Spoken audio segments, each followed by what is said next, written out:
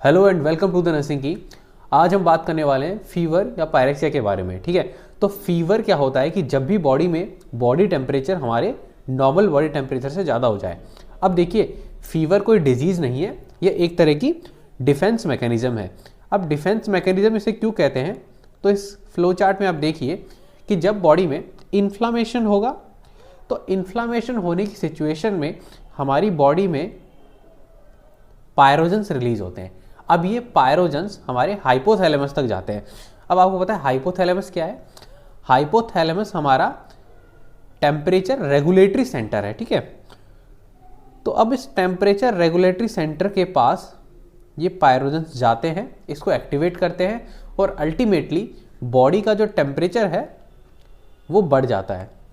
तो यहाँ पर टेम्परेचर बढ़ जाता है, जिससे हमें पता चलता है कि बॉडी में किसी तरह का कोई इन्फेक्शन है। तो मैं सिंपली कह सकता हूँ कि फीवर एक तरह का डिफेंस मैकेनिज्म में आता है। यहाँ पे क्या होता है कि जब भी बॉडी में इन्फ्लामेशन होगा, ठीक है, तो उसके रिस्पॉन्स में बॉडी फीवर प्रोड्यूस करती है। तो ये एक तरह का साइन है कि बॉडी में कुछ एब्नॉर्मलिटीज़ हो रही है। चलिए आगे बढ़ते हैं हम कुछ सिंपल टर्म्स के बारे में। तो देखिए, बॉडी का नॉर्मल टेम्परेचर होता है 98.6 डिग्री फ़ारेनहाइट, है ना। इसको मैं लिख सकता हूँ 37 डिग्री सेल्सियस, है, C4 सेल्सियस और F4 फ़ारेनहाइट। अब यहाँ पे ये टर्म है, इसे बोलते हैं यूथर्मिया। देखो, किसी भी वर्ड के आगे अगर यू लग जाए तो यू का सिंपल मीनिंग है नॉर्मल, है ना। जैसे यूपनिया होगा तो नॉर्मल ब्रीदिंग, है ना। तो यू लग जाने का मतलब है कि सब कुछ ठीक है, यू का मतलब है नॉर्मल। अब देखो, अगर इस 98.6 से कम टेम्परेचर आए, अगर 95 से 98 डिग्री के बीच में आए, तो इसको हम बोलते हैं सब नॉर्मल टेम्परेचर, यानी कि टेम्परेचर सब नॉर्मल कैटेगरी में आ गया है। अगर ये 95 से भी नीचे चला जाए तो इसे हम बोलते हैं हाइपोथर्मिया। तो देखो, हाइपो जिस तरह से फीवर एक तरह का लीथल मैकेनिज्म है कि जैसे ज़्यादा फीवर हो जाता है तो डेंजरस रहता है बॉडी के लिए, उसी तरह से हाइपोथर्मिया भी बॉडी के लिए लीथल है। अगर वो ज़्यादा अमाउंट में हो जाता है तो वो बॉडी को डैमेज कर सकती है, बॉडी के ऑर्गन्स काम करना बंद कर सकते हैं। ठीक है, अब बात करते हैं हम फीवर के बढ़ने की। अगर नॉर्मल टेम्परेचर से बढ़ता है तो उसे हम कैसे टर्म देते हैं। जैसे अगर 99 से 100 डिग्री फ़ारेनहाइट है तो हम इसे बोलते हैं लो पायरेक्सिया, यानी लो डिग्री का फीवर आ गया। ठीक है, अगर 100 से 103 डिग्री तक है, 100 से 103 डिग्री, तो हम इसे मानेंगे मॉडरेट पायरेक्सिया। और अगर 103 से 105 है तो उसे हम बोलेंगे हाई पायरेक्सिया। अब यहाँ पे दो टर्म आती है जो आपके एग्जाम में काफ़ी बार पूछी जा सकती है, बहुत ही इंपॉर्टेंट है, हाइपर पायरेक्सिया और हाइपरथर्मिया। तो देखो, अगर एग्जाम में क्वेश्चन आए कि अगर एग्जाम में टेम्परेचर 105 डिग्री से ज़्यादा दिया हो, है ना, और यह बोले कि 105 डिग्री से ज़्यादा टेम्परेचर को क्या बोलेंगे, तो आप बोलोगे हमेशा हाइपर पायरेक्सिया। और अगर यहीं अगर टर्म में आए कि इक्वल टू या ग्रेटर टू, है ना, जैसे मैंने यहाँ लगा दिया है इक्वल टू और ग्रेटर देन, है ना, तो अगर 105 डिग्री से ज़्यादा या बराबर ऐसा टर्म लिखा है तो आप वहाँ पे टिक करोगे हाइपरथर्मिया। दोनों ही टर्म सेम है, लेकिन मैं एग्जाम पॉइंट ऑफ व्यू से आपको बता रहा हूँ, वहाँ पर आपको ये करना सही रहेगा।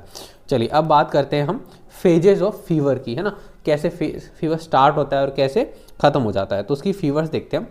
स्टेजेस है ऑनसेट, इन्वेजन, मतलब यहाँ से स्टार्ट हो रहा है। फास्टिजियम, स्टेडियम, मतलब यहाँ पर मैक्सिमम पॉइंट है यहाँ का। ठीक है, जैसे मैं अगर इसको एक ग्राफ से दिखाऊँ तो ये आप मान लो आपका कि यहाँ से ये आपका ऑनसेट हो गया, तो मैं इसको कह सकता हूँ ये ऑनसेट हो गया, है ना।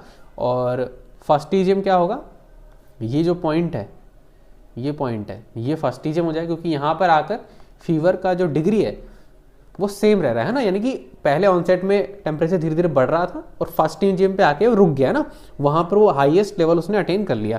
उसके बाद थर्ड वैल्यू है डिफरवेसेंस, है ना, यानी डिक्लाइन। इसमें क्या होता है कि फीवर धीरे धीरे रिजॉल्व होने लगता है ना, तो मैं इसको बोल दूंगा ये है आपका डिफरेंस स्टेज, यहाँ पर डिक्लाइन होने लगता है। ठीक है, तो यहाँ तक आपको बात क्लियर हो गई। अब हम इन तीनों टर्म्स को थोड़ा थोड़ा देख लेते हैं ब्रीफ में ना। जैसे ऑनसेट का मतलब मैंने बताया कि टेम्परेचर बॉडी का बढ़ रहा है।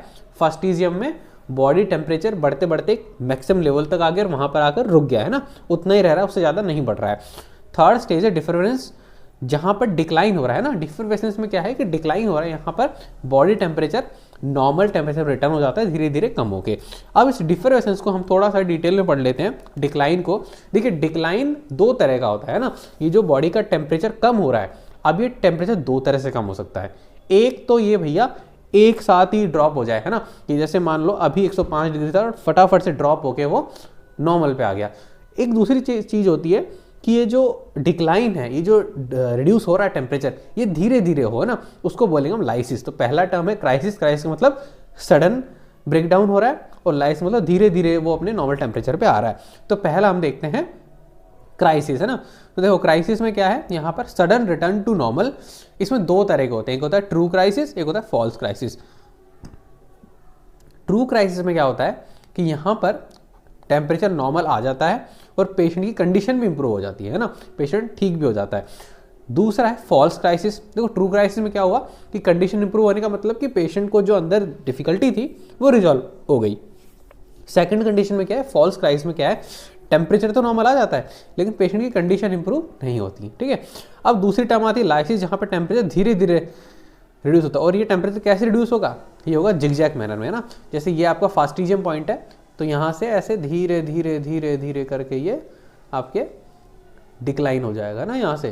तो ये जिगजैग पैटर्न बना रहा है ना, तो इसको बोलेंगे हम जिगजैग पैटर्न। ओके, तो यहाँ तो बात समझ में आ गई आपको।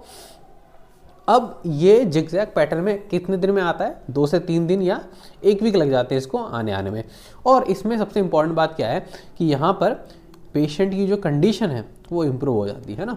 तो ये चीज़ ध्यान देने वाली है। दो चीज़ें हो गई, क्राइसिस लाइसिस। क्राइसिस में इंप्रूव हो भी सकती है, अगर हो गई इंप्रूव तो ट्रू क्राइसिस, अगर नहीं हुई इंप्रूव तो फॉल्स क्राइसिस। दूसरी चीज़ लाइसिस में वो धीरे धीरे जिगजैग मैनर में डिक्लाइन होगा टेम्परेचर, लेकिन कंडीशन इंप्रूव हो जाएगी, ठीक है। अब बात करते हैं हम टाइप्स ऑफ फीवर या फेब्राइल पीरियड, है ना, यानी कि फेब्राइल पीरियड के बेस पे हम फीवर को कितने टाइप्स में डिवाइड कर सकते हैं ना।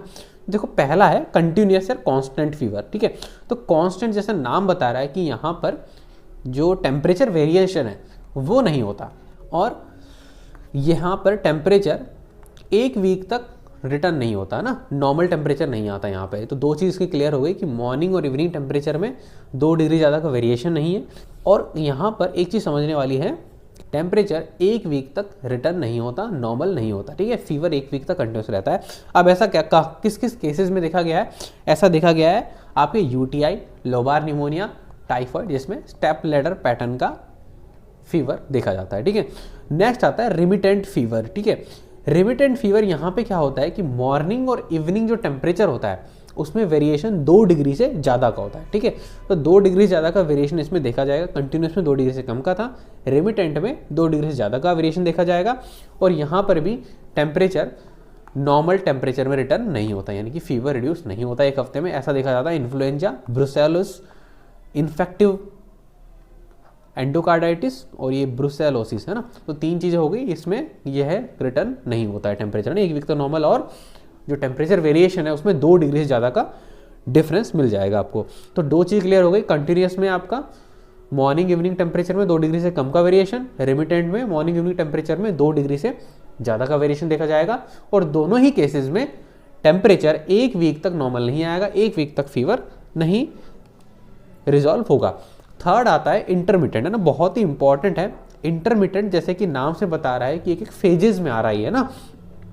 तो यहाँ पे क्या है कि फेजेस का मतलब है कि टेम्परेचर बीच बीच में नॉर्मल आ जाता है ना, temperature backs to normal at regular intervals, है ना, बीच बीच में टेम्परेचर अपने नॉर्मल टेम्परेचर पे आ जा रहा है, ठीक है। अब ये 3 तरह का होता है, पहला है क्वाटोडियन, दूसरा टर्शियन और तीसरा क्वार्टन, है ना। तो क्वाटोडियन का मतलब क्या है कि हर दूसरे दिन बुखार आएगा, है ना, fever occurs once in every second day, ठीक है। टर्शियन में क्या है कि बुखार आएगा हर तीसरे दिन, है ना, हर थर्ड डे बुखार आएगा। और क्वार्टन में क्या है, क्वार्टन का नाम पता चल रहा है 4, तो हर 4th डे बुखार आएगा, ठीक है। अब जैसे क्वाटोडियन में क्या है कि पीरियोडिसिटी कितनी है, बुखार कितने टाइम रहेगा, 24 घंटे। टर्शियन में 48 घंटे, है ना, 48 घंटे के गैप में बुखार आ रहा है। और कॉटन में 72 आवर्स या 3 डेज ना, 3 डेज के बाद बुखार आ रहा है, ठीक है। तो यहाँ तक बात आपको समझ में आ गई। क्वाटोडियन का एग्जाम्पल है प्लाज्मोडियम नॉलेजी। टर्शियन में आता है Plasmodium oval, benign tertian, Plasmodium vivax, benign tertian, और प्लाज्मोडियम फॉल्सीपेरम में मैलिग्नेंट टर्शियन, ठीक है। और क्वार्टन में आता है आपका प्लाज्मोडियम मलेरी, ठीक है। तो क्वाटोडियन में सेकेंड डे फीवर आता है, टर्शन में थर्ड डे और क्वार्टर में फोर्थ डे फीवर आता है। तो ये है इंटरमीडिएट, यानी कि ब्रेक ले लेके फीवर आ रहा है, बीच बीच में फीवर नॉर्मल लेवल पे आ जा रहा है। फोर्थ आता है इनवर्स फीवर, है ना। इनवर्स का मतलब होता है ऑपोजिट, है ना। तो इनवर्स का सिंपल मीनिंग है ऑपोजिट, यानी कि उल्टा। अब यहाँ पे क्या होता है, यूजुअली क्या होता है कि जब मॉर्निंग में टेम्परेचर हमारा कम होता है ना, फीवर हो चाहे हम नॉर्मल बॉडी मैकेनिज्म के हिसाब से भी मॉर्निंग में हमारा जो टेम्परेचर है वो कम होता है, इवनिंग में ज़्यादा होता है। यहाँ पे क्या होता है इस फीवर में, यहाँ पर हाईएस्ट रेंज ऑफ टेम्परेचर ना, उस फीवर के जो एंटायर ड्यूरेशन में सबसे ज़्यादा डिग्री फीवर देखा जाएगा मॉर्निंग में और लोएस्ट देखा जाएगा इवनिंग में, ठीक है। तो ये दो चीज़ें इसमें इंपॉर्टेंट है। इसका एग्जाम्पल है मिलियरी ट्यूबरक्लोसिस, ठीक है। ट्यूबरक्लोसिस क्या है, एक तरह का ट्यूबरक्लोसिस बैक्टीरिया, टीबी का बैक्टीरिया, इसका नाम ट्यूबरक्लोसिस बैक्टीरिया है, ठीक है। तो ये मिलियरी ट्यूबरक्लोसिस में देखा जाता है। फिफ्थ आता है आपका हेक्टिक फीवर ना। हेक्टिक का मतलब क्या है, ये स्विंगिंग का मतलब क्या है, यहाँ पे पेंडुलम की तरह मान लो ये फीवर का जो टेम्परेचर है वो एक बार नॉर्मल हो रहा है, एक बार फिर बढ़ रहा है, ऐसे, ठीक है। यहाँ पर टेम्परेचर वेरिएशन बहुत होता है, इसको बोलते हैं सेप्टिक फीवर, है ना। सेप्टिक का मतलब क्या है कि सेप्सिस के केस में देखा जाता है ना, और मैं कह सकता हूँ कि इन्फेक्शन के केस में आपको हेक्टिक फीवर देखने को मिलेगा। इसमें आता है when the temperature variation is very great, है ना। तो 5 डिग्री से ज़्यादा का वेरिएशन होने पे उसे हम बोलेंगे हेक्टिक फीवर, स्विंगिंग फीवर या सेप्टिक फीवर, है ना, यानी कि इन्फेक्शन की कंडीशन में। ऐसा यूजुअली देखा जाता है सेप्टिसीमिया, जहाँ पर ब्लड में इन्फेक्शन हो जाता है। अब देखो नेक्स्ट हम बात करते हैं रिलैप्सिंग फीवर की। अब रिलैप्सिंग फीवर क्या है, यहाँ पे क्या होता है कि एक छोटा फीवर आता है, ठीक है, फीवर आता है थोड़े टाइम के लिए, उसके बाद 1-2 दिन नॉर्मल टेम्परेचर आया, उसके बाद फिर से फीवर आ गया, ठीक है। तो जैसे मैं बताता हूँ, जैसे इस फ्लो चार्ट में देखो आप, पहले फीवर आ गया शॉर्ट टाइम के लिए, उसके बाद फिर नॉर्मल टेम्परेचर आ गया, फिर फीवर आ गया, फिर नॉर्मल टेम्परेचर आ गया। अब ये जो फीवर आया और ये जो नॉर्मल टेम्परेचर है, इन दोनों का कोई टाइम का कोई फिक्स नहीं है ना। अभी नॉर्मल टेम्परेचर 1 दिन का भी रह सकता है, 2 दिन का भी रह सकता है, 3 दिन का भी रह सकता है, उसके बाद फीवर आएगा, फिर 2 दिन का आ जाए, 3 दिन का आ जाए। तो यहाँ पर इंटरवल रेगुलर नहीं है, लेकिन यहाँ पर फीवर का जो पीरियड है वो शॉर्ट होता है, उसके बाद नॉर्मल फीवर का नॉर्मल टेम्परेचर का एक पीरियड आ जाएगा, उसके बाद आपका फिर से फीवर आ जाएगा ना।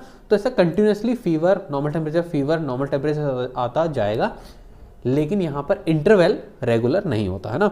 ऐसा देखा जाता है बोरेलिया इन्फेक्शन में।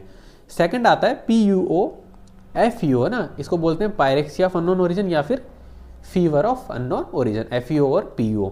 यहाँ पे क्या होता है देखो कि illness for at least 3 weeks duration with body temperature greater than 38 degree centigrade, है ना। यहाँ पर जो आपका बॉडी टेम्परेचर है उसका वैल्यू कितनी है, 38 डिग्री से ज़्यादा है, लेकिन 1 वीक की मान लो हॉस्पिटल में पेशेंट भर्ती हो गए, लेकिन 1 वीक में जितने सारे इन्वेस्टिगेशन हुए उसके बाद भी ऐसा कंक्लूड नहीं कर पाए कि ये फीवर किस वजह से है, उसे हम बोलते हैं PUO या पायरेक्सिया ऑफ अननोन ओरिजिन। मतलब हमें पता ही नहीं चल रहा है कि फीवर हो क्यों रहा है, क्योंकि फीवर होने का कोई बेसिकली कारण है, क्योंकि फीवर एक तरह का हमें साइन बताता है कि बॉडी में कोई अबनॉर्मलिटी है, कोई इन्फ्लामेशन है ना, कुछ चल रहा है बॉडी में। तो अगर 1 वीक के हॉस्पिटल इन्वेस्टिगेशन के बाद भी पता ना लगा पाए और बॉडी टेम्परेचर 38 डिग्री ज़्यादा हो, ठीक है, तो यहाँ पर हम बोलेंगे उसे fever of unknown origin. Next आता है राइगर, है ना। देखो राइगर क्या होता है कि यहाँ पर इस केस में शिवरिंग अटैक आता है ना, फीवर तो होता ही होता है, उसके साथ शिवरिंग भी होता है इसमें ना। ऐसा देखा जाता है आपको मलेरिया का जब इन्फेक्शन होता है, तो मलेरिया में जब फीवर आता है तो कैसे आता है उसका देखो, उस मलेरिया को जो फीवर आता है वो 3 स्टेजेस में आता है ना। इसका एग्जाम्पल हम बेस्ट समझ सकते हैं। देखो पहला स्टेज में क्या होता है, यहाँ पर कोल्ड, है ना, कोल्ड स्टेज है। यहाँ पर क्या होता है, पेशेंट को शिवरिंग होती है ना, वो कांपता है बहुत बुरी तरह से, उसे ठंड लगती है, ठीक है, 3-4 कंबल उसके ऊपर हम डाल देते हैं, उसके बाद भी उसको ठंड नहीं जाती है ना। तो ये फर्स्ट स्टेज है जिसमें कोल्ड शिवरिंग स्टेज है, यहाँ पे बहुत तेज शिवरिंग होती है। सेकंड स्टेज में क्या होता है, हॉट, है ना, यहाँ पर हाइपर पायरेक्सिया, यानी कि बहुत ज़्यादा फीवर आता है ना, बहुत हाई ग्रेड का फीवर आता है, और फीवर आता है तो फ्लूइड लॉस होता है। तो फ्लूइड लॉस होने की वजह से क्या हो रहा है, आपका थर्स्ट इंक्रीज हो जा रहा है ना, तो बहुत तेज़ प्यास लगती है यहाँ पर पेशेंट को, ठीक है। तो हॉट स्टेज में क्या है, हाइपर पायरेक्सिया हो रहा है और थर्स्ट इंक्रीज हो रही है। थर्ड स्टेज है स्वेट, है ना। यहाँ पे क्या है कि आपका जो फीवर है, फीवर रिड्यूस हो जाएगा, फीवर चला जाएगा और पेशेंट को पर्सपिरेशन होगा, स्वेटिंग होगी बहुत ज़ोर से ना, स्वेटिंग होने के साथ साथ बॉडी कूल हो जाएगी ना, बॉडी का जो टेम्परेचर वो नॉर्मल आ जाएगा। तो इसमें आपने क्या देखा, राइगर में आपने देखा कि यहाँ पर शिवरिंग अटैक्स आएंगे सबसे पहले, उसके बाद एक टेम्परेचर का फेज आएगा, उसके बाद टेम्परेचर नॉर्मल हो जाएगा ना। तो ये होता है राइगर, जिसमें बॉडी टेम्परेचर के साथ साथ शिवरिंग भी आता है ना। तो फीवर प्लस शिवरिंग, इसको हम बोल देते हैं राइगर। ऐसा देखा जाता है मलेरिया के केस में। चलिए नेक्स्ट हम बात करते हैं एल्गर मोर्टिस की, है ना। तो इसमें मोर्टिस का सिंपल मीनिंग क्या है, डेथ, है ना। तो इसमें क्या होता है बेसिकली कि डेथ के बाद हमारे बॉडी के सारे ऑर्गन्स काम करना बंद कर देते हैं, ठीक है, काम करना बंद कर देते हैं, ब्रेन डेड हो जाता है, ठीक है। तो उसके बाद क्या है कि हमारा जो हाइपोथैलेमस है वो टेम्परेचर को रेगुलेट नहीं कर सकता। तो इस टाइम पे क्या होता है कि जब कोई मैकेनिज्म नहीं चल रही बॉडी में, कुछ प्रोसेस नहीं हो रहे, तो सिचुएशन में बॉडी में जो टेम्परेचर है वो डाउन होने लगता है ना। टेम्परेचर अब डाउन होने लगेगा तो उस टाइम क्या होगा कि इस सिचुएशन को हम बोलते हैं एल्गर मोर्टिस, है ना। तो इसके लिए एक फॉर्मूला बनाया गया जिसका नाम है ग्लाइस्टर इक्वेशन। अब देखो ग्लाइस्टर इक्वेशन क्या है कि इसके जरिए हम ये बता सकते हैं कि पेशेंट की डेथ कितने टाइम पहले हुई। अब ये ग्लाइस्टर इक्वेशन काम आता है हमारे फॉरेंसिक्स में, है ना। फॉरेंसिक्स के बहुत काम आता है। यहाँ पे क्या है कि हम टेम्परेचर मेजर करेंगे पेशेंट का, टेम्परेचर मेजर करके हम उसको इस फॉर्मूला में रख देंगे, है ना। इस फॉर्मूला में रखने के बाद हम ये पता लगा सकते हैं कि डेथ कितने टाइम पहले हुई है ना। इसके लिए जो हमें टेम्परेचर मेजर करना है वो हमें रेक्टल रूट से करना है, ठीक है। रेक्टल रूट क्यों, क्योंकि यहाँ पे कोर टेम्परेचर बॉडी का, रेक्टल जितनी कैविटीज़ में टेम्परेचर होता है उसको बोलते हैं हम कोर टेम्परेचर, है ना। तो हमें कोर टेम्परेचर लेना है, रेक्टल से टेम्परेचर लेना है डेथ के बाद, उससे हम ग्लाइस्टर इक्वेशन में रख के पता लगा सकते हैं ना। तो जैसे ये time of death H = 9.98.6 minus आपने यहाँ पे रेक्टल टेम्परेचर रख दो आप यहाँ पे, उसके बाद इसको डिवाइड कर दो इंटर वैल्यू को 1.5 से, उसके बाद जितनी वैल्यू आती है वो आपका टाइम आ गया घंटों में ना, H फॉर आवर्स, है ना। तो घंटों में आपको टाइम मिल जाएगा। और इसके जरिए एक और फिनोमेना दिया गया है कि डेथ के बाद टेम्परेचर 1 डिग्री फ़ारेनहाइट गिरता है हर घंटे में, ठीक है। तो अगर आपको इस चैप्टर में कोई डाउट्स है तो आप कमेंट सेक्शन में पूछ सकते हैं, या आप हमें व्हाट्सअप, इंस्टाग्राम, फेसबुक और टेलीग्राम पे पूछ सकते हैं। कोई भी क्वेश्चन या डाउट्स आप हमारी क्विज ज्वाइन कर सकते हैं हमारे वेबसाइट पर। इस टॉपिक के नोट्स आपको डिस्क्रिप्शन बॉक्स में मिल जाएंगे। और अगर आपके पास कोई सजेशन है हमारे लिए तो आप प्लीज़ उसे बताइए। और मस्त रहिए, आराम से पढ़ाई करते रहिए और ग्रो करते रहिए। Thank you. मेरा नाम है Shivam. Bye bye, take care.